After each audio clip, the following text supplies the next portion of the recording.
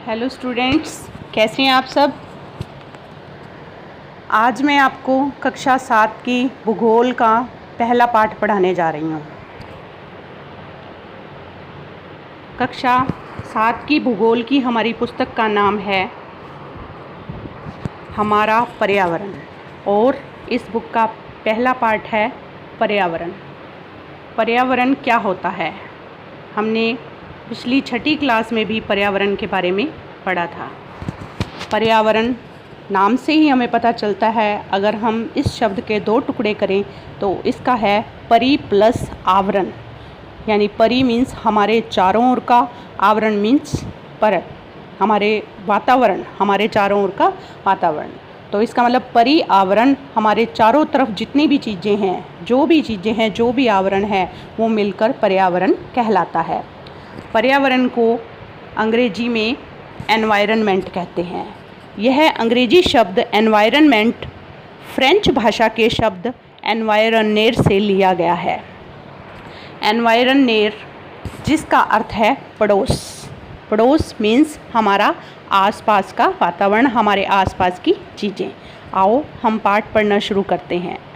लंबी छुट्टियों के बाद जब रवि स्कूल जा रहा था तब उसने देखा कि उसके स्कूल के निकट के खेल के मैदान में खुदाई हो गई थी।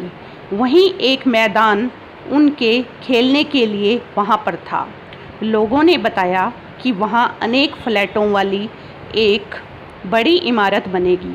जब रवि को समझ में आया कि मुलायम घास, गेंदे के फूल एवं तितलियों वाला विशाल मैदान अब हमेशा के लिए नष्ट हो चुका है तो उसकी आंखों से आंसू छलकने लगे। उसने यह बात अपने सहपाठियों को बताई। सुबह की सभा में प्रधानाचार्य ने भी बहुत उदासी से कहा कि देखो कैसे हमारा पर्यावरण बदल रहा है। पर्यावरण मीन्स हमारे आसपास का वातावरण। कक्षा में पहुंचकर रवि ने अपने शिक्षक से पूछा कि पर्यावरण क्या है। जो कुछ भी आप अपने आसपास देखते हो, शिक्षक ने बताया। यानी क्या होता है कि हम अपने आसपास जो कुछ भी देखते हैं वो पर्यावरण कहलाता है। रवि कहने लगा, इसका अर्थ है कि स्कूल भवन, मेज, कक्षा में रखी कुर्सियाँ, यहाँ तक कि खुला मैदान, सड़क, कूड़ा करकट, मेरे दोस्त, ये सभी हमारे पर्यावरण के अंग हैं।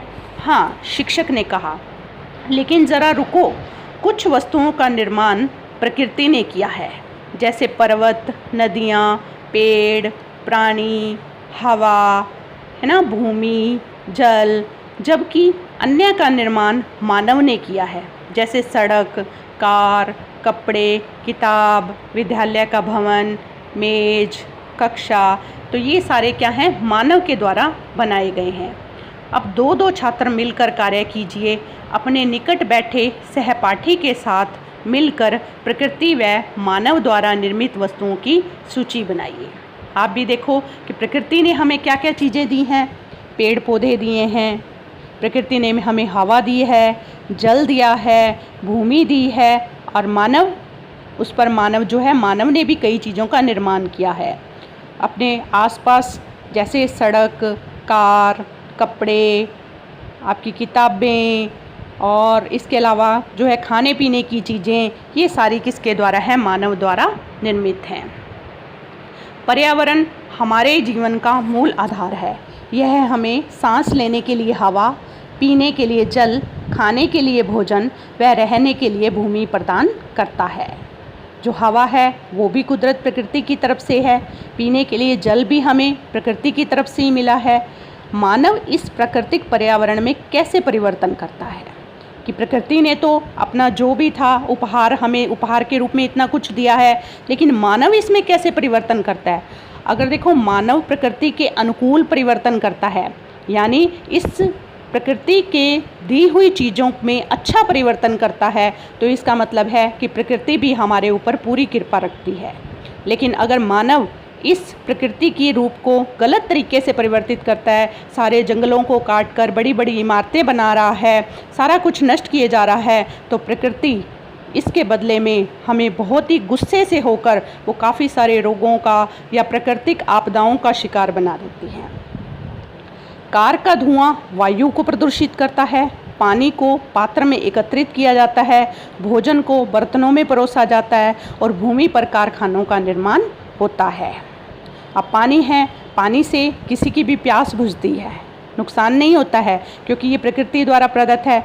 भोजन को बर्तनों में परोसा जाता है और भूमि पर कारखानों का निर्माण किया जाता है। लेकिन जब हम कार या ऐसी चीज़ों का प्रयोग बहुत ज़्यादा करते हैं जो हमारे प्रदूषण को बढ़ाता है, तो इससे क्या होता है, प्रकृति का वातावरण भी, जो हमारा पर्यावरण भी क्या है, प्रदूषित होता है।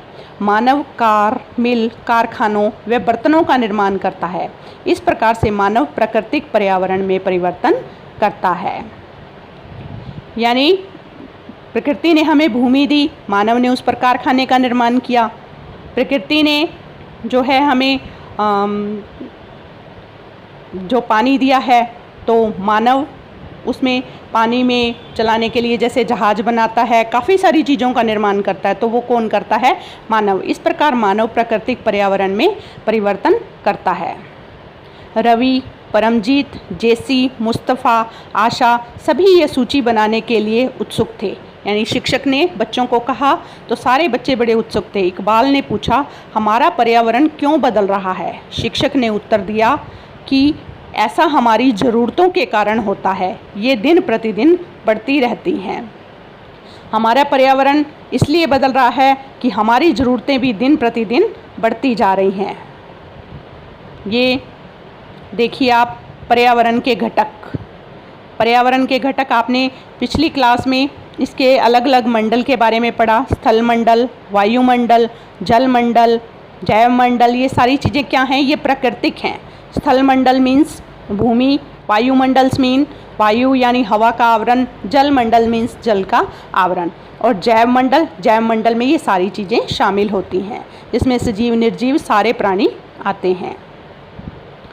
इसके अलावा देखिए ये इमारतें बनी हुई हैं, पार्क बने हैं, पुल बनी हैं, सड़कें बनी हैं, उद्योग, स्मारक, ये सारे कौन बनाता है, मानव बनाता है। इसके अलावा पर्यावरण के घटक हैं कि एक व्यक्ति से मिलकर क्या बनता है, परिवार बनता है। एक व्यक्ति है और मान लो परिवार में कितने 2, 3, 4, 5 व्यक्ति होते हैं, तो एक व्यक्ति अकेला व्यक्ति हो गया, और जब ये व्यक्ति बढ़ जाते हैं तो क्या मिलकर बन जाते हैं, परिवार। और ऐसे ही बहुत सारे जो परिवार हो जाते हैं वो मिलकर किसका निर्माण करते हैं, समुदाय या समाज का। और जब ये सारा समाज और समुदाय एक निश्चित नियमों का पालन करने लग जाता है तो उससे धर्म बनते हैं। इसके बाद शैक्षिक गतिविधियाँ होती हैं हमारे स्कूल में, हमारे विद्यालयों में जितनी भी पढ़ाई से रिलेटेड या बाहर भी जितनी ही हमारे अध्ययन से रिलेटेड चीज़ें होती हैं, तो वो शैक्षिक परिस्थितियाँ होती हैं। आर्थिक परिस्थितियाँ, आर्थिक मीन्स जैसे धन कमाने के तरीके, या हम जो भी काम धंधा करते हैं अपना पैसा कमाने के लिए ताकि हम अपना जीवन चला सकें, वो आर्थिक गतिविधियों में आ जाता है। और राजनीतिक स्थिति, तो ये क्या है, हमारे पर्यावरण के घटक हैं।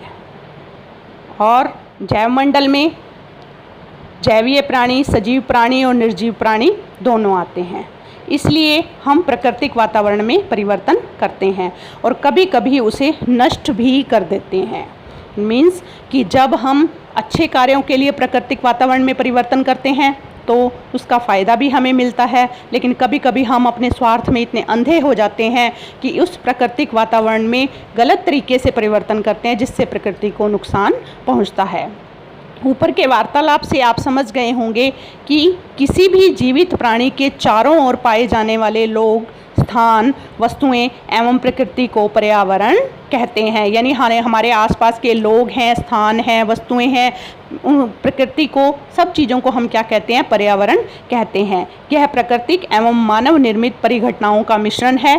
प्राकृतिक पर्यावरण में पृथ्वी पर पाई जाने वाली जीवीय एवं अजीवीय दोनों परिस्थितियाँ सम्मिलित हैं, जबकि मानवीय पर्यावरण में मानव की परस्पर क्रियाएं, उनकी गतिविधियां एवं उनके द्वारा बनाई गई रचनाएं सम्मिलित हैं। क्योंकि मानव में प्राकृतिक पर्यावरण प्रकृति की तरफ से बनाया गया पर्यावरण, और मानवीय पर्यावरण जो मानव की तरफ से बनाया गया पर्यावरण है। आज के लिए इतना ही काफ़ी है। Okay, bye. Take care, students.